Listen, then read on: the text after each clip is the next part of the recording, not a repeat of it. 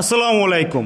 আজকে হঠাৎ মনে হলো যে চাপায় ঘুরতে যাওয়া দরকার। এর জন্য আমরা চারজন মিলে বেরোয় পড়লাম চাপাই নবাবগঞ্জের উদ্দেশ্যে। তো ওর জন্য একটা রিক্সা নিয়ে রাজশাহীর সৌন্দর্য উপভোগ করতে করতে ফাইনালি আমরা চলে আসলাম রাজশাহী রেলওয়ে স্টেশনে। অ্যান্ড তালাইমারি থেকে রাজশাহী রেলওয়ে স্টেশনে আসতে 10 টাকা অটো ভাড়া লাগে। তো আমরা 10 টাকা জনপ্রতি দিয়ে আমরা ফাইনালি স্টেশনের ভিতরে চলে আসলাম। অ্যান্ড পার্সোনালি রাজশাহী রেলওয়ে স্টেশনটা আমার কাছে অনেক বেশি ভালো লাগে। আর আজকে শুক্রবার হওয়ার কারণে স্টেশনটা একটু ফাঁকা। অ্যান্ড ফাইনালি আমরা চলে আসলাম আমাদের লাইনে টিকিট কাটার জন্য। তো আমরা 65 টাকা দিয়ে টিকিট কাটছি, মানে জনপ্রতি 65 টাকা টিকিট পড়ছে এই ট্রেনে।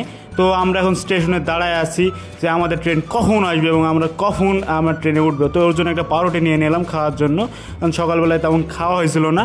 তো এখন আমরা ওয়েট করতে করতে দেখি যে অন্য একটা ট্রেন চলে আসে, এটা একটা লোকাল ট্রেন। তো আমি খুব ভয়ে ছিলাম যে আমাদের ট্রেন না জানি কেমন হয়, লোকাল ট্রেন এক্সপ্রেস ট্রেন। তো ট্রেন ফাইনালি চলে আসছে, সামনের দিকে দেখে তো ভালোই লাগছিল। বাট যখনই সাইডে যাই অ্যান্ড সাইডে গিয়ে আমার মনটা একটু খারাপ হয়ে যায়। বাট কারণ হচ্ছে সাইডে গিয়ে যাই দেখি যে লোকাল ট্রেনের বগি। তো ট্রেনের মধ্যে অর্ক ভাইয়ের সাথে দেখা হয়ে যায়, তো অনেক বেশি ভালো লাগে। ওনার সাথে একটু গল্প আড্ডা হয়। তো উনি আমার একদম পিছনের সিটে বসে আছে, আপনারা ভিডিওটা দেখতে পাচ্ছেন। তো ফাইনালি আমাদের ট্রেন ছেড়ে দিল। তো আমরা চারজন পাশাপাশি বসছি, অন্য বেড ওই পাশে সিট পড়ে গেছে ওর।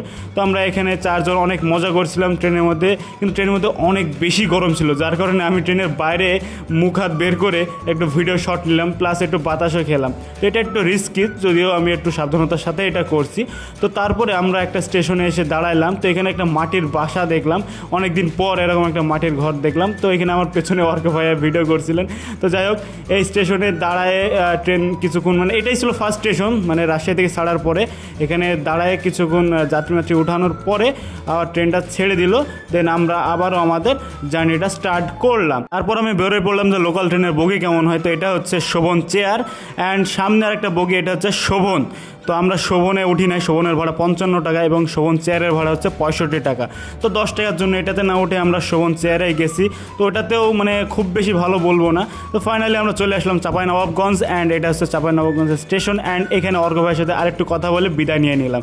তো উনি একটু বললেন যে সাপোর্ট করতে, তো অবশ্যই আপনারা অবশ্যই সাপোর্ট করে দিন, আমাকে একটু সাপোর্ট করেন। তো তারপরে স্টেশনে এখানে অনেক দর্শনীয় স্থানের ছবি ছিল। তো এইসব জায়গায় আমরা যাব আজকে। তো দেখে অনেক ভালো লাগলো। তো স্টেশন থেকে একটা অটো নিয়ে নিলাম জনপ্রতি 10 টাকা। তো এটা দিয়ে আমরা চলে গেলাম শান্তি মোড়, কারণ এখান থেকে সকল ধরনের সিএনজি এবং রিজার্ভ যত গাড়ি টাড়ি আছে সব পাওয়া যায়। তো এখান থেকে আমরা সিএনজি নিব, এর জন্য আমরা এখানে আসলাম। তো এখানে এসে দেখছি সবাই এখন ফোনে ব্যস্ত। তো যাই হোক, আমরা একটা সিএনজি নিয়ে নিলাম। তো সিএনজির ভাড়া নিচ্ছিল হচ্ছে জনপ্রতি 60 টাকা। আমরা হচ্ছে কনসার্ট বাজারে যাব, কনসার্ট বাজারে যেতে সিএনজিতে জনপ্রতি 60 টাকা ভাড়া লাগে। তো আমরা সুন্দর ভিউ দেখতে দেখতে সামনে আরও একটা সুন্দর ভিউ পেয়ে গেলাম, সেটা হচ্ছে মহানন্দা নদী। তো এই মহানন্দা নদীটা অনেক বেশি সুন্দর লাগছিলো, প্লাস এই যে নদীর উপরে যে ব্রিজটা, এটা আরও বেশি সুন্দর লাগছিল। তো সব কিছু দেখতে দেখতে চলে আসলাম আর একটা রাস্তায়। তো এখানে সব দিয়ে খালি আমের গাছ আর আমের গাছ।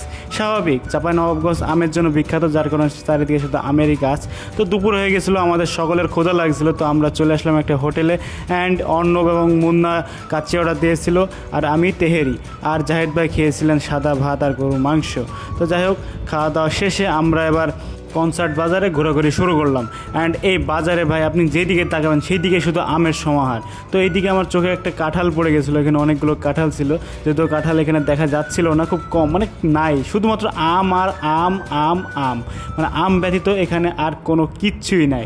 বড় বড় গোডাউন আছে, বড় বড় গোডাউনে একদম পাহাড়, বিশাল একটা পাহাড় আকারে আম স্তূপ করে রাখা হয়েছিল। এখানে অর্ণব দাঁড়ায় আছে আমার জন্য, বাকিরা অলরেডি চলেও গেছে। তো এখানে আবার যেতে যেতে দেখি যে রিক্সাতে আম লোড করা হচ্ছে, রিক্সা না ভ্যান, প্রতিটা ভ্যানে আম লোড করা, প্লাস আশেপাশে যেগুলো গোডাউন আছে সব জায়গাতে আম, মানে এই এরিয়াতে মেনলি আমেরই বিজনেস হয়। তো তারপরে আমরা একটা বাস নিয়ে নিলাম, বাসের ভাড়া নিয়েছিল 30 টাকা। তো এই 30 টাকা বাস ভাড়া নিয়ে কনসার্ট বাজার থেকে আমরা চলে আসলাম সোনা মসজিদের সামনে।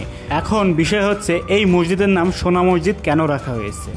সোনা মসজিদ চাঁপাইনবাবগঞ্জের শিবগঞ্জে অবস্থিত একটি প্রাচীন মসজিদ। এটি 1500 শতকের দিকে সুলতান আলাউদ্দিন হোসেন শাহের আমলে তৈরি করা হয়েছে। কালো পাথরের তৈরি এই মসজিদের গম্বুজে একসময় সোনার প্রলেপ ছিল। সেখান থেকেই এই মসজিদের নাম সোনা মসজিদ হিসেবে নামকরণ করা হয়েছে। তো এই মসজিদটা যেহেতু এখন অনেক বেশি পুরনো হয়ে গেছে, যার কারণে এই মসজিদের বাইরের যেই পাথরগুলো অনেক কালো কালো দাগ পড়ে গেছে, যদিও এটা কালো পাথর দিয়েই তৈরি। তো ঢোকার সময় আমার কাছে অনেক বেশি ভালো লাগছিলো। তো এটি ছিল মসজিদের সামনের দিকে, মসজিদের এন্ট্রেন্স। তো আমার কাছে অনেক বেশি ভালো লাগছিলো। তারপরে এই যে রোদের ভিউটা আরও বেশি ভালো লাগছিলো। কিন্তু যখন আমি মসজিদের ভিতরে ঢুকি, বাস মানে কি বলবো, একটা অন্যরকম একটা ভাইব চলে আসছিলো এবং অন্যরকম একটা অবাক করার মতো একটা কাণ্ড চলে আসছিলো। 1500 শতকের দিকে এমন মসজিদ, তারপরে এত উঁচু একটা মসজিদ তৈরি করা, মানে অবিশ্বাস্য একটা বিষয়। আমরা শুধু খালি হা করে উপরের দিকে তাকাইছিলাম যে কি এটা বানাইছিল সেই সময়ের মানুষ। সেই সময় ছিল না কোনো কনস্ট্রাকশনের কোনো সামগ্রী, কিছুই ছিল না, আধুনিক কোনো প্রযুক্তি ছিল না। এই মসজিদটা সেই সময় তৈরি করা, মানে জাস্ট অবিশ্বাস্য। তো আমরা এখানে কিছুক্ষণ রেস্ট নেওয়ার পরে আমরা আবারও বেরিয়ে পড়লাম আমাদের পরবর্তী গন্তব্যে। তো পরবর্তী গন্তব্যে যাওয়ার আগে আমাদের এই সুন্দর সোনা মসজিদটাকে আমি একটা সুন্দর করে বাই দিয়ে দিলাম যেন ও রাগ না করে। তো পরবর্তীতে আমরা চলে আসলাম আহখানা মসজিদ ও মাজার। আহখানা মসজিদ ও মাজার চাঁপাইনবাবগঞ্জের গৌর এলাকায় অবস্থিত একটি ঐতিহাসিক স্থাপনা। আহখানা ছিল মোগল আমলের ঠান্ডা প্রাসাদ। পাশে আছে ছোট মসজিদ ও একটি পীরের মাজার। যেমন আপনারা সামনে যেটা দেখতে পাচ্ছেন, এটা হচ্ছে সেই ঠান্ডা যে প্রাসাদটা, যেটা মোগল আমলে তৈরি করা হয়েছিল সেই প্রাসাদটা। এবং এই যে আমার সামনে যেটা দেখতে পাচ্ছেন, এটা হচ্ছে সেই মসজিদটা। তো এই যে সেই মসজিদটা, মসজিদের ভিতরে যদি আমি যাই এখন, মসজিদের ভিতরে অনেক বড় স্পেস আছে এখানে নামাজ পড়ার জন্য। অ্যান্ড এই যে ভিতরে একটা আছে, এবং এই যে মানে একটা অন্যরকম একটা, মানে কি বলবো, মানে এই ধরনের জিনিস তো আমরা আধুনিক সময়ে দেখতেই পাই না। একটা অন্যরকম একটা ঐতিহাসিক একটা ভাইব আছে এখানে। অ্যান্ড এই যে ভিতরে অনেক মানুষ আছে। অর্ণব আমার সামনে ফ্লেক্স মারছে, কি জানি ভিতরে অনেক মানুষ আছে, খাওয়া দাওয়া করছে, তাই ভিতরে আর গেলাম না, বাইরে থেকে ভিডিও নিচ্ছিলাম। অ্যান্ড এই যে কেন আমার সামনে এরকম পাট নিচ্ছে আমি বুঝছি না। তো যাই হোক, আমার কাছে খুবই ভালো লাগলো। তারপরে আমরা যেখানে গেছিলাম, এটা ছিল একটা পীরের মাজার। তো এই পীরের মাজার নিয়ে অনেক কাহিনী আছে, অনেক ইতিহাস আছে, প্লাস এই ভিতরে অনেকগুলো কবর আছে। ঢুকতেই দেখছি যে অনেক ধরনের কবর। তো প্রথমে বুঝে উঠতে পারি না যেগুলো কি, পরবর্তীতে যখন এই ইতিহাস সম্পর্কে জানি তখন বুঝতে পারি। আহখানা প্রাঙ্গণে যে সকল কবরগুলো রয়েছে সেগুলোর সম্পর্কে ঐতিহাসিক তথ্য সুস্পষ্ট নয়, তবে স্থানীয়দের মতে এবং কিছু ইতিহাসবিদদের মতে এসব কবরগুলো হলো শাহ সুজা এবং তার সঙ্গীদের সময়কালের কিছু পীরদের কিংবা দরবেশ বা সৈনিকদের কবর হতে পারে। সবচেয়ে বড় কবরটিকে অনেক সময় একজন পীর সাহেবের মাজার বলে মনে করেন, যিনি সেই সময় সবথেকে বেশি শক্তিশালী নেতা ছিলেন। আশেপাশে থাকা ছোট ছোট কবরগুলো তার অনুসারী কিংবা সাথীদের বলে ধারণা করা হয়, তবে সরকারিভাবে এর কোনো সুনির্দিষ্ট পরিচয় দেওয়া হয়নি।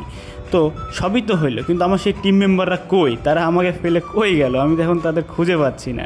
তো এই যে ওদের পাইছে, ওরা তিনজন এখানে দাঁড়ায় ফটোশ্যুট করছে। তো যাই হোক, এবার আমাকে তো ফটোশ্যুট করা দরকার, তো এখানে কিছু ফটোশ্যুটও করে নিলাম।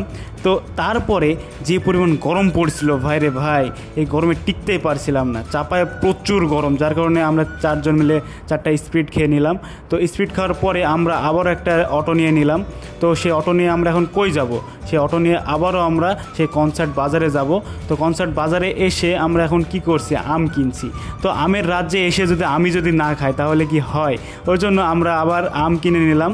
অ্যান্ড আম কিনে নিয়ে আমরা এখন যাব হচ্ছে আরেকটা জায়গায়, আরেকটা সুন্দর একটা স্পটে, সেখানে আমগুলো খাবো, অনেক সুন্দর ফিল পাবো। তো আমরা 2 কেজি আম নিয়েছিলাম। অ্যান্ড এইখানে আম হচ্ছে 120 টাকা, 100 টাকা এবং 150 টাকা কেজি এইরকম।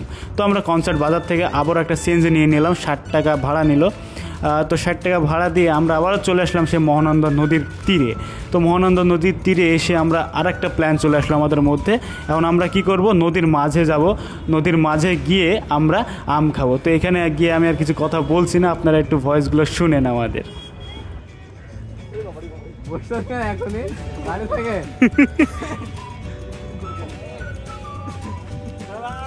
আস্তে আস্তে ভয় পাইছি কেনে, কি হবে দোল হইতো এত দুধ সেখানে বসবি তো বসবি। তো যাই হোক, আমরা অনেক বেশি ভয় পেয়েছিলাম নৌকাতে ওঠা নিয়ে। তো আমরা ফাইনালি উঠতে পেরেছি এবং সকল ভয়টাই কাটায় নৌকাতে এখন আমরা ভাসছি। তো এখানে আমাদের 30 মিনিট ঘোরাবে, 200 টাকা নিবে এই নৌকাতে। তো এই যে মহানন্দা নদী, এই মহানন্দা নদী হলো ভারত ও বাংলাদেশের একটি সীমান্ত নদী। এটি দার্জিলিং থেকে শুরু হয়ে চাঁপাইনবাবগঞ্জ দিয়ে বাংলাদেশে প্রবেশ করে। এটাকে আবার পদ্মা নদীর শাখা নদীও বলা চলে, কারণ এই নদীটা ডিরেক্ট গিয়ে পদ্মা নদীর সাথে সংযুক্তপূর্ণ হয়। তো তারপরে এবার কি হলো, এবার হচ্ছে মেন যে বিষয়টা উপভোগ করার সময়। তো আমরা এখন এই যে নদীর মাঝখানে উপভোগ করছি, প্লাস যে আম কাটছি, মানে ভাই একটা অন্যরকম একটা ভাইব এখানে। এখানে নদীর মাঝে এত সুন্দর ভিউ, তার সাথে এই যে সুন্দর সুন্দর মিষ্টি মিষ্টি আম, মানে একটা ব্যাপারটাই অন্যরকম একটা বিষয়। তো এই মহানন্দা নদীর যে ব্রিজটা, তো আমরা ভাসতে ভাসতে সেই ব্রিজের নিচে চলে আসছি অ্যান্ড অনেক বেশি সুন্দর লাগছিল। শুধুমাত্র এই ভয়টা লাগছিল উপর থেকে যেন কেউ থুতু না ফেলে, তাহলে ভাই কাপড় চোপড় সব নষ্ট হয়ে যাবে। তো যাই হোক, আমাদের কাছে অনেক বেশি ভালো লাগছিল। তো যাই হোক, আমাদের ফাইনালি ঘোরাঘুরি শেষ হইলো। তো আমরা মহানন্দা নদী থেকে 10 টাকা অটো ভাড়া দিয়ে চলে আসলাম বাস স্ট্যান্ডে। এটা হচ্ছে মনে হয় বিশ্ব রোড। তো বিশ্ব রোডে এসে আমরা একটা বাসের টিকিট কেটে নিলাম অ্যান্ড আমাদের জনপ্রতি বাসের টিকিট পড়ছে 110 টাকা। মানে এই বাস দিয়ে আমরা আবার চলে যাবো রাজশাহীতে 110 টাকা টিকিট দিয়ে। তো যাই হোক, আজকে ছিল এই আমাদের ঘোরাঘুরি, এই ছিল আমাদের ব্লগ। তো যদি ভালো লাগে অবশ্যই লাইক করবেন, চ্যানেলে নতুন হলে, পেজে নতুন হলে অবশ্যই সাবস্ক্রাইব করে আমাদের পাশেই থাকবেন। টাটা, নেক্সট অন্য একটা ভিডিও দেখা হবে।